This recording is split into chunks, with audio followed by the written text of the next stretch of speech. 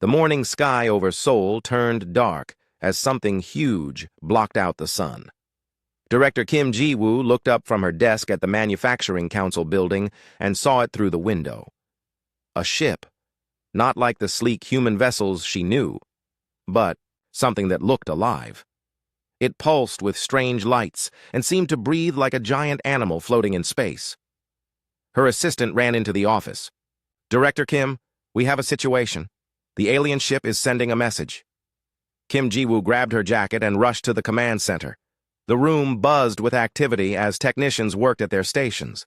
On the main screen, a creature appeared. It had smooth gray skin, 4 arms, and eyes that glowed with an eerie blue light. "I am Ambassador Krelthanor of the Vorthak Confederation," the alien said. Its voice sounded like metal scraping against stone.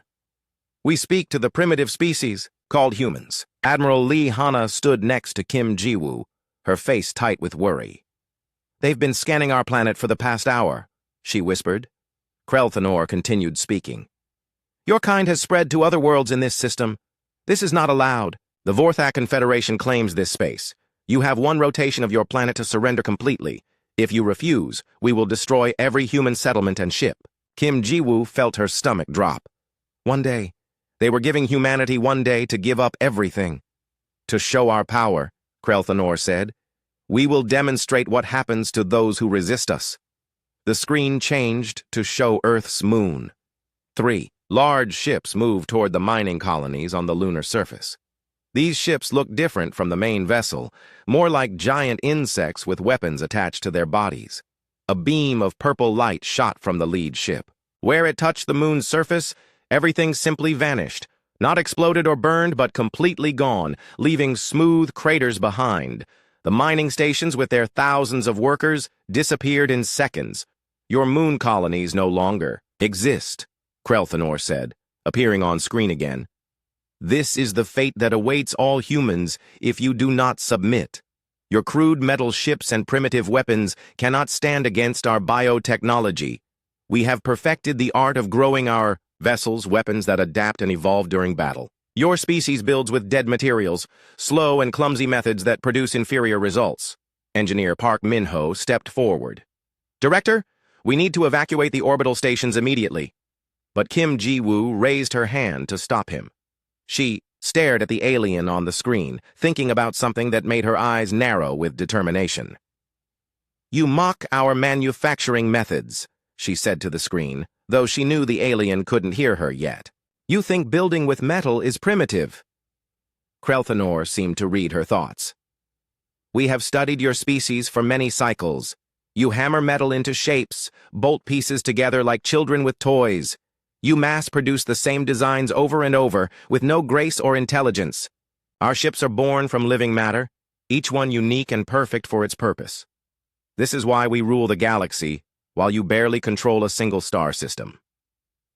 Dr. Choi Daeho, the materials scientist, pulled up data on his tablet. "Director, their bioships are impressive, but they take years to grow. Our intelligence says a single Vorthak cruiser requires 3 years to mature from seed to full combat capability." Kim Ji-woo nodded, an idea forming in her mind. "How long to grow their entire fleet?" "Based on the ship sizes we're seeing, probably decades for this force." Admiral Lee Hana looked worried. "Director, we can't match their technology. Our best ships would be like insects against those vessels." But Kim Ji-woo was already moving to her command station. "Admiral, how many combat vessels do we currently have in the Earth Defense Force?" 43 ships of various classes, all within 12 hours of Earth. "And our manufacturing capacity?" Park Min-ho checked his systems. "All major shipyards are operational. We have 17 primary construction facilities and hundreds of smaller fabrication plants." Kim Ji-woo turned back to the screen where Krelthanor waited. She opened a communication channel. "Ambassador Krelthanor, this is Director Kim Ji-woo of the Earth Manufacturing Council. We have received your ultimatum." The alien's 4 arms moved, in what might have been amusement. "Wise. You will surrender now and avoid needless destruction." "No," Kim Ji-woo said calmly. "We reject your demands." Krelthanor's eyes flared brighter. then you choose death. Your species will be remembered as another example of primitive arrogance. You said we have 24 hours, Kim Ji-woo continued. We accept that timeline, but you're wrong about human manufacturing. Your metalworking is crude and slow. Kim Ji-woo smiled, and it wasn't a friendly expression. You've studied us for years, but you don't understand what you've been watching. You see our factories and think they're slow because you compare them to growing living things, but you miss the most important part, which is, we don't build ships one at a time.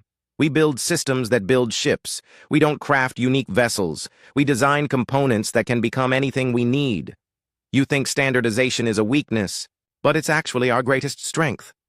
Kraelthanor made a sound like laughter. You will build more ships in one day? Impossible. Even if you could, they would be hastily made, weak things that our adaptive weapons would destroy easily. Kim Ji-woo turned to Park Min-ho. Initiate Protocol Phoenix. Park Min-ho's fingers flew over his controls. Across the planet, automated systems began receiving new orders. In shipyards from Korea to Brazil, from Australia to Canada, machines that had been building civilian vessels suddenly switched to military production. Protocol Phoenix is active, Park Min-ho reported. All facilities are shifting to emergency, war production. What is this Protocol Phoenix? Admiral Lee Hana asked. Kim Ji-woo watched data streams flowing across her screens. Something we hoped we'd never need to use. It converts our entire manufacturing infrastructure to military production, using standardized modular components. Dr. Choi Dae-ho looked amazed as numbers flowed across his display. The power requirements are enormous. We're redirecting energy from civilian systems across 3 continents. Ambassador, Kim Ji-woo said to the screen, you have 24 hours to learn what human manufacturing really means. Kraelthanor's image flickered as he ended the communication. Park Min-ho pulled Kim Ji-woo aside. Director, Protocol Phoenix is theoretical. We've never tested it at full scale. Then we're about to find out if our theories work, she replied. How long for the first hull sections? If everything works correctly, 4 hours for basic frigate components. Admiral Lee Hana shook her head. Even if we build 100 ships, they won't have the advanced technology to fight those biovessels. Kim Ji-woo looked out the window at the alien ship hanging in the sky like a dark cloud. Admiral, you're thinking like they think. Advanced technology, unique capabilities, evolved weapons. But sometimes the best solution isn't the most advanced. One.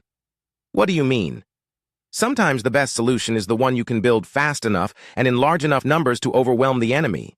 Kim Ji-woo turned back to her team. Get me reports from every facility every hour. I want to know the exact progress of every component being built.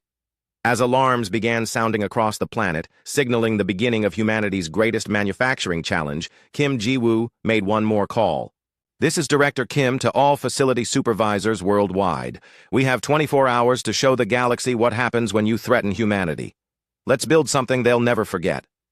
In orbit above, Kraelthanor watched his sensors detect increased energy signatures from the planet below. He dismissed them as desperate attempts to power aging defense systems. The primitive humans were about to learn the price of defying the Vorthak Confederation, but he had no idea that on the surface humanity was about to unleash something the galaxy had never seen before. Factory supervisor Yoon Ji-ho had worked at the Busan naval shipyards for 15 years, but he had never seen anything like this. Every machine in the massive facility was running at once, creating a sound like thunder that never stopped. Red. Warning lights flashed as automated systems pushed beyond their normal operating limits. Sir, we're getting component orders faster than the computers can process them, his assistant called out over the noise. Yoon Ji-ho looked at his tablet. The orders kept coming in streams of data that made his head spin. Hull plates, weapon mounts, engine casings, power cores, life support modules, thousands of parts for ships he'd never seen designs for. Are these real orders? He asked. Yes, sir. Protocol Phoenix is active across all facilities. We're supposed to build everything on the list as fast as possible. Yoon Ji-ho had heard whispers about Protocol Phoenix during emergency drills, but he thought it was just theory. Now, automated fabricators were pulling raw materials from storage faster than workers could track them. Molten metal flowed through channels that normally ran cooling cycles. Assembly robots moved in perfect coordination, never stopping, never slowing down. Across the ocean, Dr. Nam Somin was having similar thoughts in her laboratory in São Paulo. She specialized in quantum materials, the advanced substances that made modern technology possible. Her research facility had been converted overnight into a production center for new types of armor plating. "Doctor, the molecular printers are running continuously," her technician reported. "We've produced more quantum-bonded hull material in 6 hours than we normally make in 6 months." Dr. Nam Somin watched the printers work. Each machine built materials atom by atom, creating substances stronger than anything found in nature. The process usually took days for small samples, but somehow the computers had found ways to speed up the quantum bonding process without losing strength. How is this possible? She wondered aloud. Her computer screen showed the answer. Research. Centers around the world were sharing data in real time. A breakthrough in Tokyo was immediately transmitted to labs in Berlin, New York, and Mumbai. Scientists who had never worked together were solving problems as if they shared the same mind. In the asteroid belt, technician Oh Tai-yang floated in, the zero-gravity of mining station Delta 7. The station normally pulled minerals from asteroids and sent them to Earth for processing. Now it had become something else entirely. "Control, this is Delta 7, he spoke into his radio. "The automated systems have converted the entire station into a ship assembly platform." "Confirmed, Delta 7. You are now Orbital Shipyard 12. Begin. Assembly of frigate hulls using components from the Earth production stream." Oh, Tai-yang watched in amazement as cargo containers arrived from Earth every few hours, filled with standardized parts. Robotic arms that once grabbed asteroids now grabbed hull plates and weapon systems, fitting them together with perfect precision. The beauty of it was the simplicity. Every part was designed to connect with every other part. Engine modules fit exactly into power grid systems. Weapon mounts attached perfectly to standardized hull sections. Life support units plugged into universal connection points. "It's like a giant building toy," Oh Tai-yang told his partner. "Everything fits together in any combination." Back on Earth, the Vorthak were monitoring human communications, trying to understand what was happening. Krell Thanor stood in his ship's biological command center, surrounded by living walls that pulsed with information. "Ambassador, we are detecting unusual energy patterns from the human planet," his science officer reported. The officer looked like Krell Thanor, but smaller, with specialized sensory organs that glowed when processing data. "What kind of patterns?" "Industrial. Activity on a massive scale. Power consumption has increased by 400% in the past 8 hours. Heat signatures suggest their manufacturing facilities are operating far beyond normal capacity." Krell Thanor's 4 arms moved in dismissal. Desperate attempts to build more of their crude vessels. How many ships could they possibly construct in one day? "Unknown, Ambassador. But the energy readings are concerning. Their metal ships require days to build properly. Even if they rush the process, they will create weak, poorly constructed vessels that our adaptive weapons will easily destroy." Meanwhile, in the orbital construction platforms around Earth, something unprecedented was happening. Assembly Chief. Beijina coordinated the largest construction project in human history from her command station above the planet. "Platform 7, what's your status?" she called. "Hull assembly complete on Frigate Batch 7. Beginning weapon installation now." Platform 12, report. "Cruiser frame finished. Engines are being installed. Estimated completion in 3 hours." Beijina looked at her displays and felt a chill of excitement. Ships were taking shape faster than she had ever imagined possible. Not just 1 or 2 vessels, but dozens at a time across multiple platforms. The secret was the modular design system that human engineers had perfected over decades. Instead of building each ship as a unique creation, they built standardized components that could be combined in countless ways. A weapon pod designed for a frigate could also work on a cruiser. Engine modules were universal. Life support systems fit any hull size. "It's like having a box of building blocks that can become anything," she explained to her assistants. "The aliens grow their ships like plants, each one unique. We build our ships like machines, each one exactly what we need it to be. Logistics."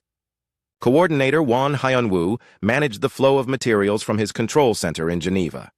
His job was to make sure every facility had exactly what it needed, exactly when it needed it. Computer systems tracked millions of components moving across the planet and throughout the solar system. "Busan needs more engine cores," he noted. watching data streams flow across his screens. Redirecting from the Mumbai facility, his AI assistant responded. Transit time 14 hours via high-speed cargo launcher. Platform 9 needs hull plating, available from the Australian production centers, launching in 30 minutes. The coordination was perfect because every component was standardized. An engine core built in India worked exactly the same as one built in Canada. Hull plates from any facility fit perfectly with hull plates from any other facility. The Vorthak couldn't understand this. Their bioships were grown as complete organisms, each one unique and perfectly adapted to its specific role. The idea of building ships from interchangeable parts seemed primitive to them. But as the hours passed, their sensors detected more and more energy signatures from Earth and its orbital platforms. What had started as scattered industrial activity was becoming something much larger.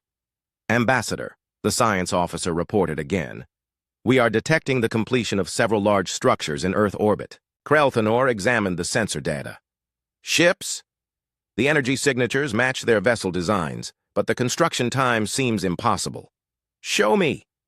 Images appeared on the bio display, showing angular metal structures around Earth. They didn't have the elegant curves of Vorthak bioships, but they were clearly military vessels. How many? Krelthanor asked. 12 confirmed completions, 23 more under construction. Krelthanor felt a twinge of surprise. In 10 hours? Yes, Ambassador. And the construction rate appears to be increasing. For the first time since arriving at Earth, Krelthanor felt uncertain. The humans were building ships faster than should be possible, but surely these hastily constructed vessels would be inferior to Vorthak biotechnology. On Earth, Director Kim Ji-woo received hourly reports from every facility. The numbers were staggering even to her. 17 major shipyards were each completing a vessel every 4 hours. Orbital platforms were assembling ships from components faster than she could count them. Director, Park Min-ho reported, we've completed 43 ships and have 67 more under construction. Admiral Lee Hana looked amazed. That's more than double our entire existing fleet. And we still have 14 hours left, Kim Ji-woo replied. But the real surprise was yet to come. As human manufacturing hit its stride, something unexpected happened. The production rate began to increase. Workers found better ways to coordinate. Automated systems optimized themselves. Supply chains became more efficient. It's like the entire planet is learning how to build ships faster, Park Min-ho observed. Kim Ji-woo nodded. That's exactly what's happening. We're not just building ships, we're building a shipbuilding machine, and that machine is getting better every hour. Above them, Krelthanor watched his sensors with growing concern as more energy signatures appeared around Earth. The humans were building something on a scale he had never seen before. Dr. Choi Dae-ho hadn't slept in 18 hours, but his mind had never been clearer. In his laboratory, deep beneath the Seoul Manufacturing Center, he worked on something that might change everything. The quantum-bonded materials that normally took days to create were taking shape in minutes. Computer, run simulation sequence 47, he said to his AI assistant. The holographic display showed molecular structures bonding at impossible speeds. What he was seeing shouldn't work according to everything he knew about physics, but the test samples proved it was real.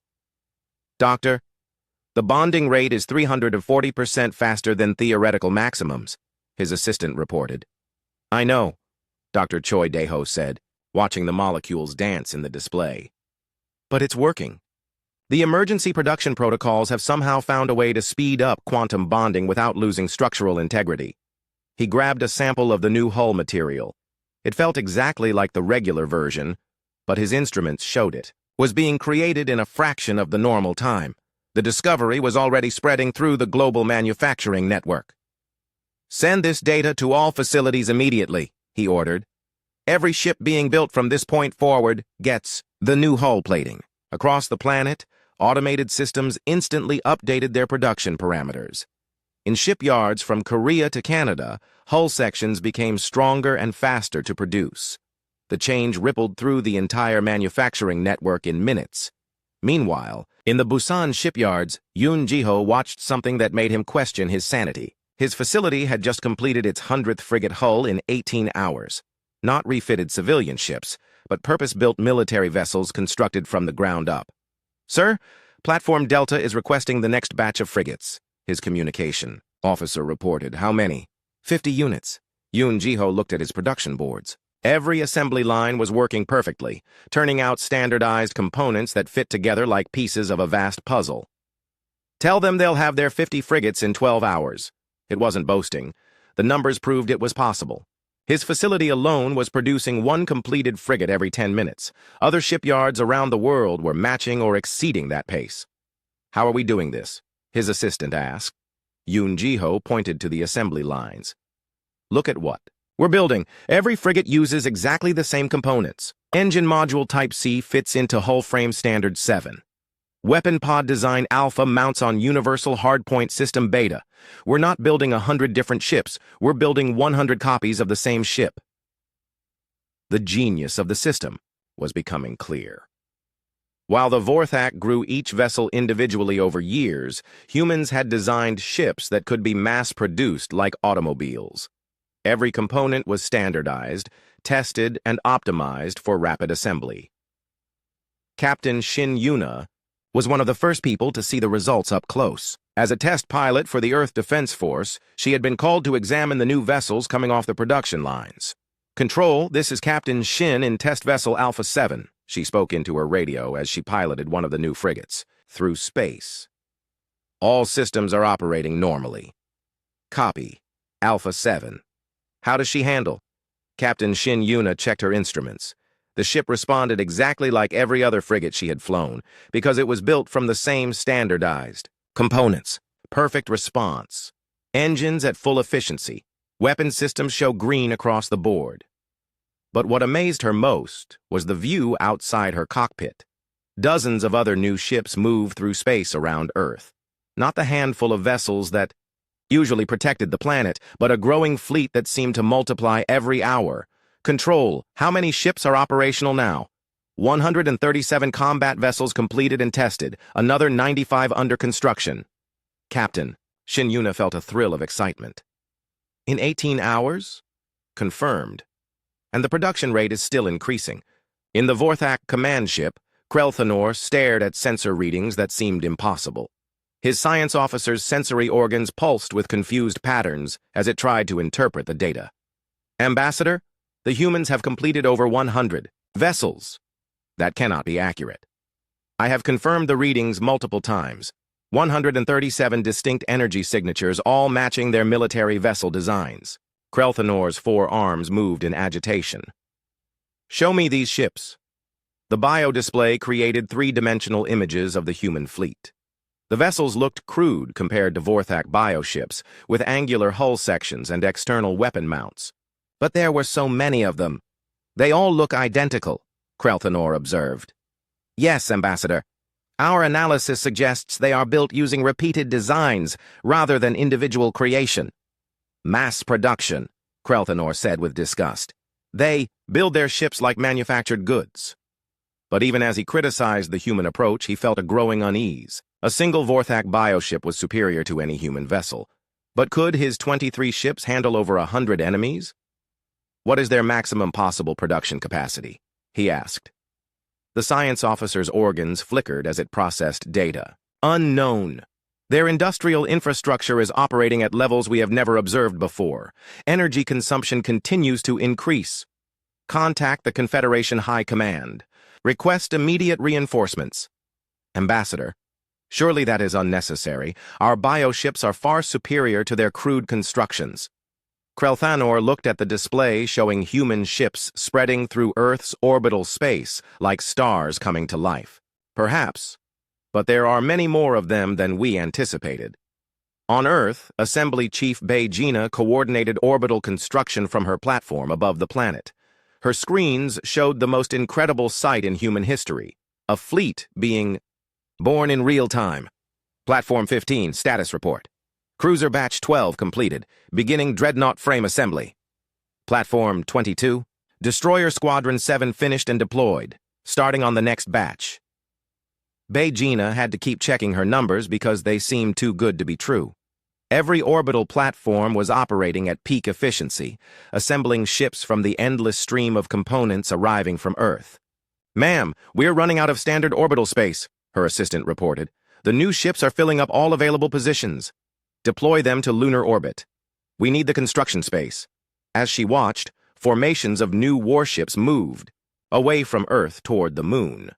Each squadron was identical because they were built from identical parts, but that uniformity was their strength. Every pilot knew every ship. Every engineer could repair any vessel. Every commander understood exactly what every unit could do. Logistics Coordinator Won Hyunwoo managed the flow of materials that made it all possible. His screens tracked millions of components moving across 3 continents and throughout the solar system. The coordination required was staggering, but the standardized design system made it work. "Mumbai facility reports completion of engine batch 95, he noted. "Launching. To Platform 18, his AI responded immediately. "Australian armor production? Running ahead of schedule. Surplus being distributed to secondary construction sites. The supply chain had become a living thing, automatically balancing production and demand across the entire planet. When one facility produced excess components, they were instantly redirected to where they were needed most. But the real breakthrough came when technician Lim Soo-hyun, working on combat vessel optimization, made a discovery that changed everything. "Director, Kim," she called from her station. "I've found something important." Kim Ji-woo looked at Lim Soo-hyun's display. "What is it?" "The standardized components aren't just interchangeable, they're scalable. We can use the same basic designs to build larger ships by simply using more modules." "Show me." Lim Soo-hyun pulled up construction plans. "A frigate uses 12 hull modules. A cruiser uses 36 of the same modules. A dreadnought uses 96 modules. Same design, different scales." Kim Ji-woo felt excitement building. "How large can we go?" "Theoretically, there's no upper limit.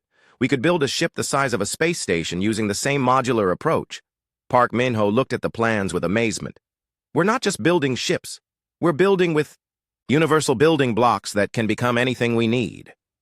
As the news spread through the manufacturing network, production plans began changing. Instead of just building frigates and cruisers, facilities started constructing the components for much larger vessels. Admiral Lee Hanna received reports that made her question everything she thought she knew about naval construction. "Admiral, we now have 215 completed vessels, with construction beginning on capital ships that will be larger than anything in our current fleet." "How large?"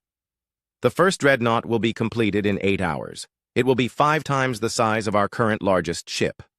Admiral Lee Hanna looked at the tactical displays showing human ships spreading through the solar system. "And it's built from the same components as the frigates? Scaled up, but yes. Same engines, same weapons, same hull materials. Just more of them." As the 24-hour deadline approached, humanity had accomplished something that seemed impossible. They had built a fleet from nothing using manufacturing techniques that turned entire planets into shipyards. But the real message was just beginning to become clear to the watching galaxy.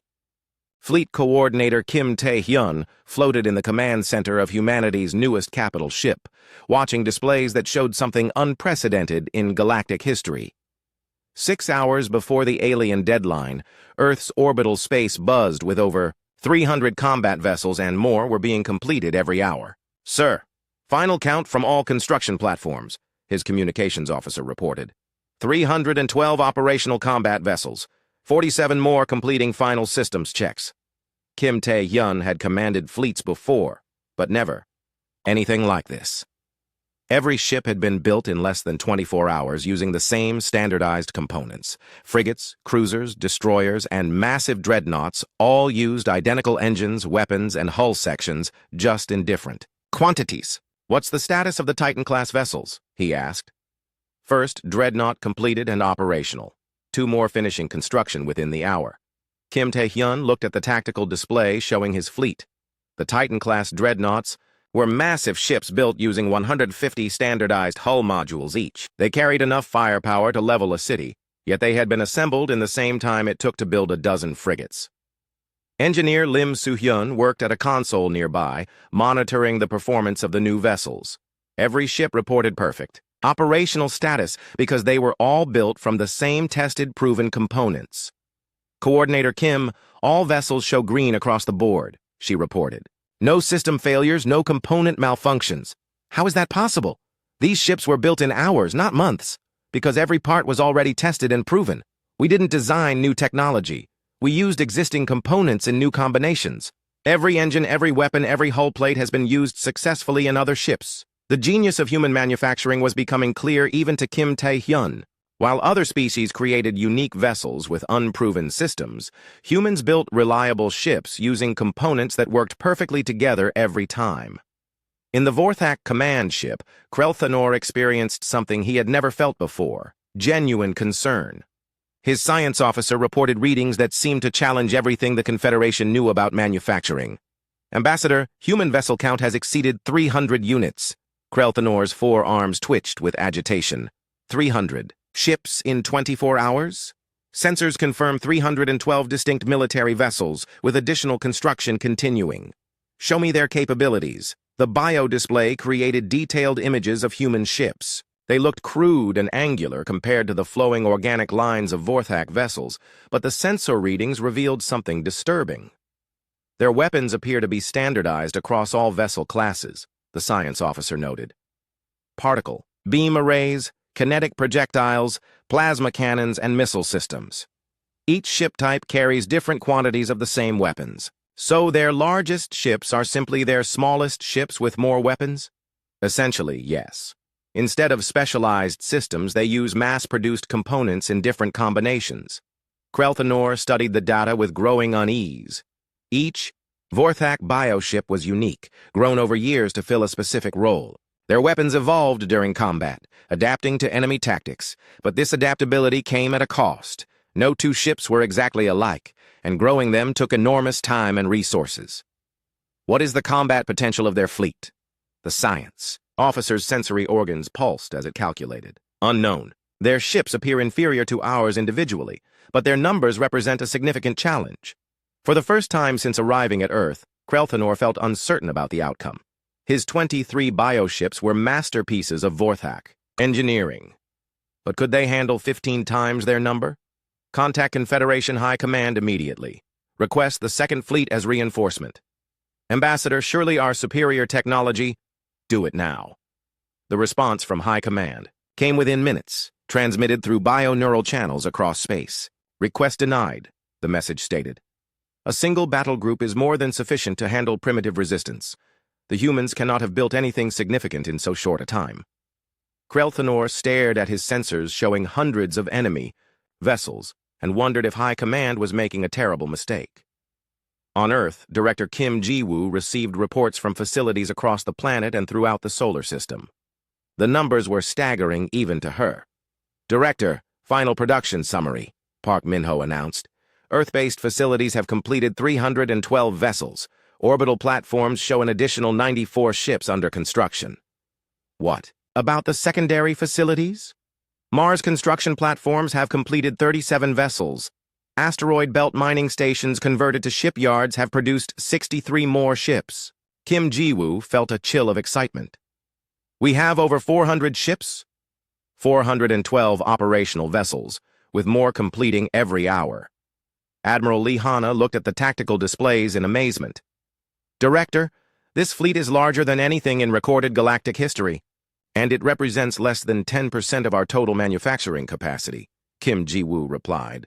That was the statement that would change everything. The alien intercepted human military communications had been monitoring their progress, but they missed the most important detail. The fleet that seemed impossibly large to them was actually a small demonstration of human industrial capability. Park Min-ho pulled up planetary production data. If we had a week instead of a day, we could have built 4,000 ships. If we had a month, we could build 40,000. But surely there are limits, Admiral Lee Hana said. Only raw materials, Kim Ji-woo replied, and we have entire solar system worth of asteroids to mine. The conversation was being monitored by Vorthak intelligence systems, but Krelthanor dismissed it as primitive boasting. No species could possibly build ships at such rates. Yet his sensors continued to detect new energy signatures appearing throughout the human solar system. Ambassador, his science officer reported, we are detecting additional vessel construction at locations throughout this star system. How many locations? 17 major construction sites, 34 smaller facilities, The humans appear to have converted their entire industrial infrastructure to military production. Krelthanor studied stellar maps showing human settlements. Every mining station, every research outpost, every industrial facility was now producing warships. This is impossible. No species builds this way. Yet the evidence is clear. They have created a manufacturing network that spans their entire solar system. For the Vorthak, this concept was alien. Their bioships were grown in specialized facilities that took decades to establish. Each ship required careful cultivation by skilled bioengineers. The idea of converting any facility to ship production was beyond their understanding, but humans had designed their industrial system differently. Every factory used the same standardized tools. Every facility could produce the same components. Converting from civilian to military production required only new instructions, not new equipment. Captain Park Ji-young commanded one of the new Titan-class dreadnoughts from her bridge high above the ship's hull. Through the viewports, she could see dozens of other capital ships taking their positions in the growing battle formation. "Engineering, what's our status?" she called. "All systems optimal, Captain. Engines running at 100% efficiency. Weapons charged and ready." "How does it feel to command a ship that was built yesterday?" Her engineering officer smiled. "Exactly like commanding a ship that was built last year, Captain. Same engines, same systems, same everything, just bigger." That was the secret of human manufacturing. Standardization meant that a component built yesterday worked exactly like a component built years ago. There was no learning curve, no adaptation period. Every system was familiar because every system was identical. As the deadline approached, tactical displays showed the full scope of what humanity had accomplished. Over 400 warships spread through Earth's orbital space in perfect formation. Each squadron knew exactly what every other squadron could do because they were all built from the same components. Weapons Officer Kang Dong-hyun studied the alien vessels hanging in space beyond the moon. "Captain, analysis of enemy ships shows they're all different designs." "Different how?" "Each ship appears to be unique. Different weapon configurations, different hull shapes, different energy signatures. It's like they're all custom-built." "Captain." Park Ji-young nodded. "Their strength and their weakness. Those ships are probably more advanced than ours, but they can't coordinate like we can." She was right. The Vorthak bioships were masterpieces of individual engineering, but they had been grown separately over years. Each captain had to learn their specific ship's capabilities. Each weapon system had unique characteristics. Human ships, built from standardized components, could coordinate perfectly. Every pilot knew every ship. Every gunner understood every weapon. Every commander could predict exactly how every vessel would perform. "All ships, this is Fleet Coordinator Kim Tae-hyun," the communication system announced. "Deploy to final battle positions. Remember, we know our ships better than the enemy knows theirs." As humanity's fleet moved into position, the galaxy was about to learn that sometimes the most advanced technology was not. The 24-hour deadline arrived like the dawn of a new age. Captain Park Ji-young stood on the bridge of the dreadnought UES Indomitable, watching the alien fleet approach through the darkness of space. 23 Vorthak bioships moved. Like predators, their organic hulls pulsing with bioluminescent patterns that seemed almost hypnotic. "All stations report ready," her executive officer announced. Captain Park Ji-young looked at her tactical display. 437 human ships were arranged in perfect formation around Earth. Every vessel showed green status across all systems because they were all built from the same tested components. "Communications. Open a channel to all. Ships. Channel open, Captain. This is Captain Park Ji-young to all vessels. Today we show the galaxy what happens when you threaten humanity. Remember your training, trust your ships, and fight as one fleet." Across the human formation, captains acknowledged the message. Every commander knew exactly what every other ship could do because they were all built from identical modules. This coordination would be their greatest advantage. Krelthanor's flagship approached the human fleet with confidence despite his private concerns. His bioship was a masterpiece of Vorthak engineering, grown over 5 years to perfect every system. Its living hull could adapt to enemy weapons, its bio-neural computers could evolve tactics during battle, and its organic weapons could modify themselves to exploit enemy weaknesses. "All ships, begin the attack." he commanded through bio-neural links to his other captains. The Vorthak ships spread into their traditional hunting formation. Each bio-ship was unique, designed for a specific role. Some specialized in long-range attacks, others in close combat, still others in support functions. It was a formation that had conquered dozens of species across the galaxy. Human fleet detected, his science officer reported. 437 vessels. Impossible. Our intelligence suggested they had fewer than 50 ships total. Confirmed count, Ambassador. All vessels appear to be newly constructed. Krelthanor studied the human formation. The ships looked crude and angular, built from metal plates bolted together rather than grown as living organisms. But there were so many of them. Begin with long-range bioplasma bombardment. Target their largest vessels. The first exchange of fire lit up the space between Earth and Moon like a festival of destruction. Vorthak bioships launched streams of living plasma that adapted and evolved as they traveled, becoming more deadly the longer they flew. But the human response was something Krelthanor had never seen before. Instead of trying to match the Vorthak shot for shot, the human fleet opened fire with everything they had. Hundreds of particle beams, thousands of kinetic projectiles, and swarms of missiles filled space with deadly energy. Evasive maneuvers, Krelthanor commanded as his ship's living hull began adapting to the incoming fire. The bioship's organic armor shifted and changed, becoming resistant to particle beams.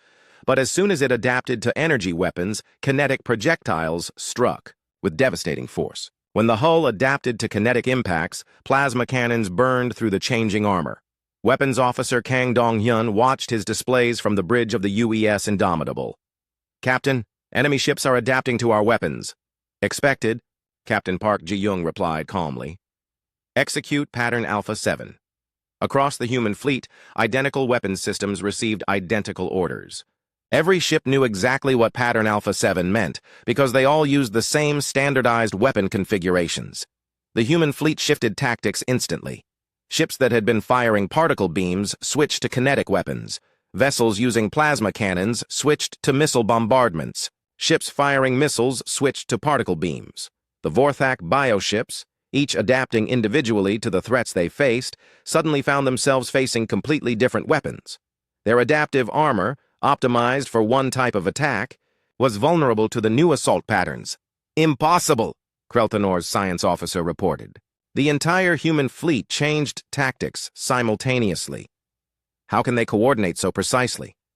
Unknown. Their ships appear to share identical systems. That was exactly right.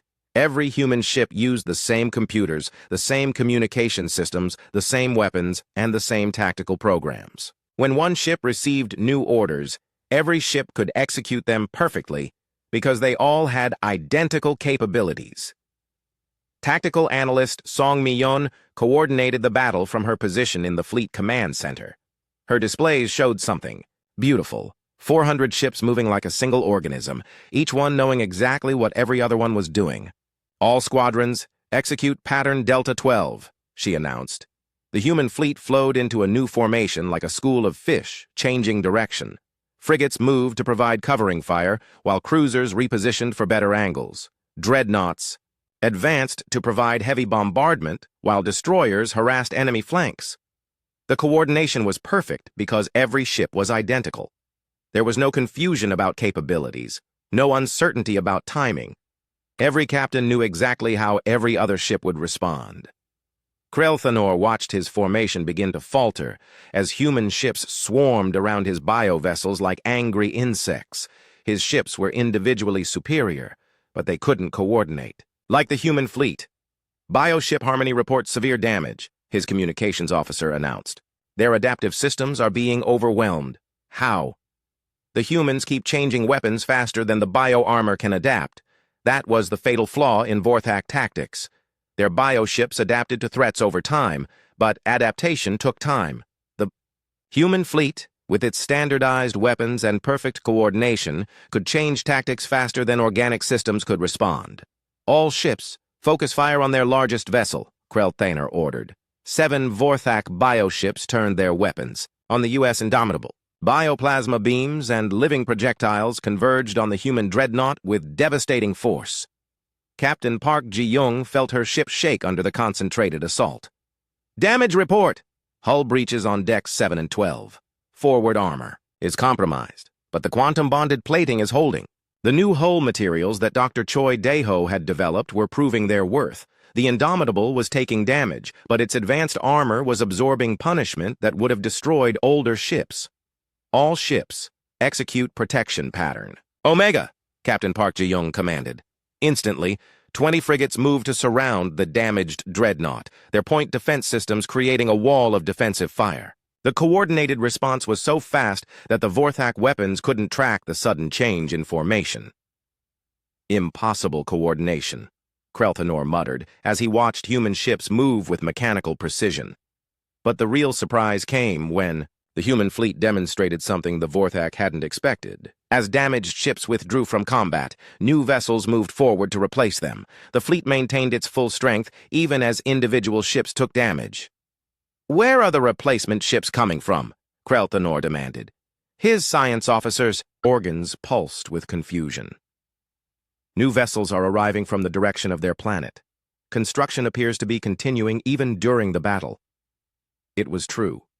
While the main fleet fought in space, Earth's manufacturing facilities continued, building new ships. Orbital platforms completed fresh vessels every few hours and sent them directly to the battle zone. The Vorthak had never encountered anything like this. Their bioships took years to grow and couldn't be quickly replaced. The idea of manufacturing new vessels during a battle was beyond their comprehension. Bioship Serenity destroyed, came another report. Bioship Tranquility heavily damaged and withdrawing. Krelthanor watched his perfect formation crumble under the weight of human numbers and coordination. His bioships were superior individually, but they were being overwhelmed by an enemy that fought like a single massive organism. Ambassador, his science officer reported, we are detecting additional human vessels approaching from their outer system. How many? 67 ships from the direction of their red planet, 34 from the asteroid regions. Krelthanor felt something he had never experienced before, the fear of defeat. The humans hadn't just built a fleet in one day. They had converted their entire solar system into a weapons factory. As the battle continued, the human advantage became more obvious with each passing hour. Every damaged ship was quickly replaced. Every fallen squadron was reinforced by fresh vessels. The Vorthak fleet, magnificent as it was, faced an enemy that could literally outproduce them during the fight. All ships, withdraw to minimum safe distance, Krelthanor finally ordered. As his bioships retreated, Captain Park Ji-young received a communication from Fleet Coordinator Kim Tae-hyun. Captain, pursue the enemy, but maintain defensive formation. We've proven our point. Captain Park Ji-young looked at her displays showing the retreating alien fleet. Understood, Coordinator? But I think they're starting to get the message. The message was clear. Humanity didn't just build ships. They built the capability to build ships faster than anyone could destroy them. The battle was over, but the real revelation was just beginning. News of humanity's victory spread through galactic communication networks faster than light itself, carried by automated monitoring stations that had watched the impossible battle unfold in Earth's solar system. Director Kim Ji-woo stood in the Manufacturing Council's command center, surrounded by displays showing production data that would reshape galactic civilization. The numbers were staggering even to her. In 36 hours, humanity had built over 600 combat vessels and established the foundation for unlimited expansion. Director, we're receiving communication requests from 47 different species, her communications officer reported. What kind of requests? Most want to know how we built so many ships so quickly. A few are offering alliance agreements. Several are asking about our manufacturing techniques. Kim Ji-woo smiled. The galaxy was beginning to understand what they had witnessed. Ambassador Chen Jae-won prepared for the most important speech in human history. As humanity's representative to the Galactic Council, he would be the one to explain what the galaxy had just seen. He stood before recording equipment that would broadcast his message across thousands of worlds. Citizens of the galaxy, he began, you have witnessed something unprecedented. In 24 hours, humanity constructed a fleet larger than most species build in decades. But what you saw was not our maximum effort, it was a demonstration. Across the galaxy, Alien leaders watched Chen Jaewan's broadcast with growing amazement and concern. The 600 ships that defeated the Vorthak Confederation represent approximately 0.1% of Earth's total manufacturing capacity, Chen Jaewan continued. We built them using emergency protocols designed for rapid military production. Under normal circumstances, our industrial output is focused on civilian construction, research vessels, and infrastructure development.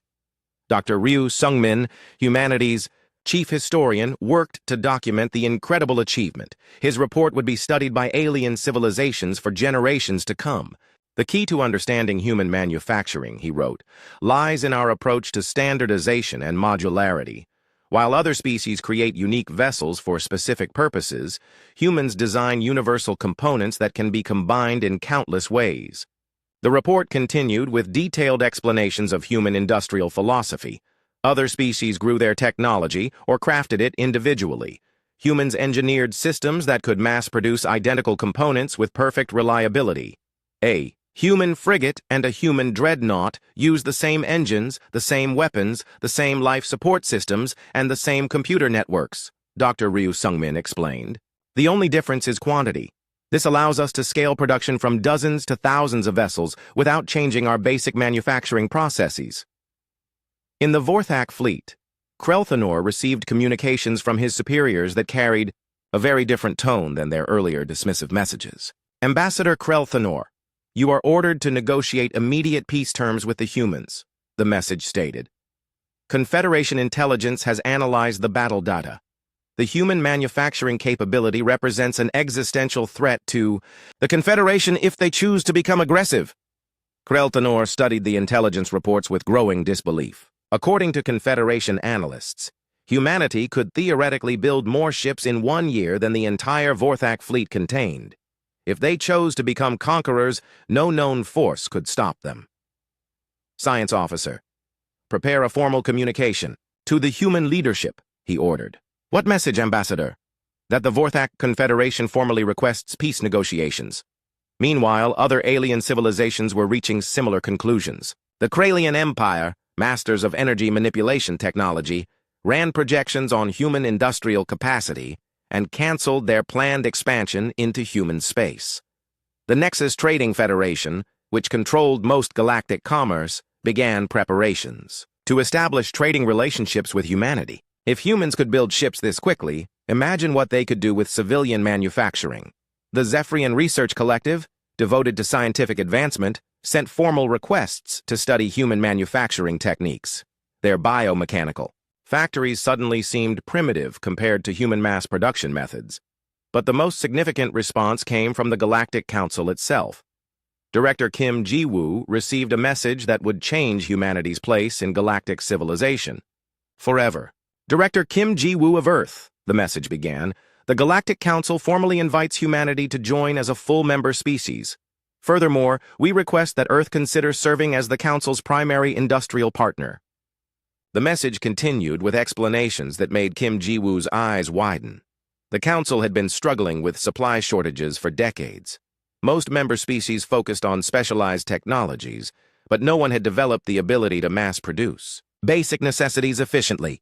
Human manufacturing techniques could solve resource distribution problems that have plagued the galaxy for centuries, the message concluded. Kim Ji-woo called an emergency meeting with her senior staff. Park Min-ho, Admiral Lee Hana, Dr. Choi Dae-ho, and the other key figures who had made the miracle possible gathered in the conference room. The galaxy wants to learn from us, she announced. They're offering us a position as the Council's industrial center. What does that mean? Park Min-ho asked. It means we become the galaxy's factory, Admiral Lee Hana replied. They provide resources and specifications. We provide manufactured goods. Dr. Choi Dae-ho looked thoughtful. Our techniques could benefit everyone. Imagine if every species had access to reliable, mass-produced technology. But Kim Ji-woo had a bigger vision. We don't just become their factory. We teach them our methods. We help them build their own manufacturing capabilities. The decision would reshape galactic civilization. Within months, human engineers were working with alien scientists to establish standardized manufacturing facilities across dozens of worlds. The techniques that had allowed humanity to build a fleet in 1 day were adapted to produce medical equipment, research instruments, and civilian vessels. Ambassador Chen Jaewon delivered humanity's response to the galaxy in another historic broadcast. "We accept the Galactic Council's invitation," he announced, "but we offer something more than just manufactured goods. We offer to share our knowledge freely. Every species that wants to learn human manufacturing techniques will have access to our experts and our methods." The broadcast continued with an explanation that defined humanity's role in galactic civilization. "We are not conquerors," Chen Jaewon said. "We are builders. Our greatest achievement is not the fleet we built in one day, but the industrial systems that made it possible. We want to help every species build better, faster, and more efficiently." The response was overwhelming. Within weeks, delegations from hundreds of worlds arrived at Earth to study human manufacturing. The same orbital platforms that had built warships were converted to training centers where alien engineers learned the principles of standardization and mass production. Yoon-jiho found himself teaching Vorthak bioengineers how to adapt their organic ships for modular construction. The irony wasn't lost on him. The aliens who had threatened humanity were now learning from human techniques. "The key," he explained to his alien students, "is to design every component, to work with every other component. When everything is standardized, you can build anything." Dr. Naam Somin worked with crystalline entities from the Andorian Collective, teaching them how to apply quantum bonding techniques to their mineral-based technology. Her discoveries were revolutionizing their traditional crafting methods. Captain Park Ji-young commanded joint training exercises where human and alien crews learned to coordinate their different technologies using standardized communication protocols. The same principles that allowed human ships to fight as one fleet were being applied to multi-species operations. But perhaps the most important development came from an unexpected source. Krell Thanor, the Vorthak ambassador who had threatened Earth with destruction, requested a personal meeting with Director Kim Ji-woo. "Director," he said through a universal translator, "I must admit something that shames my people. We underestimated humanity not because of your technology, but because of your philosophy." "What do you mean?" "We believed that individual perfection was superior to mass coordination. Each of our bioships is a masterpiece, but you're standardized. Fleet fought as a single organism. We spent years growing the perfect weapon, while you built 1,000 good weapons in hours." Kim Ji-woo nodded. "Both approaches have value, but sometimes quantity and coordination matter more than individual excellence. This is why we request a formal alliance," Krell Thanor continued. "The Vorthak Confederation wishes to learn human manufacturing methods and adapt them to our biotechnology." The alliance between humanity and the Vorthak became a symbol of the new galactic order, former enemies working together, combining organic perfection with mass production efficiency. 5 years later, the galaxy had been transformed. Species that had struggled with resource shortages now had access to abundant manufactured goods. Research that had been limited by equipment availability accelerated at unprecedented rates. Conflicts decreased as standardized diplomatic and communication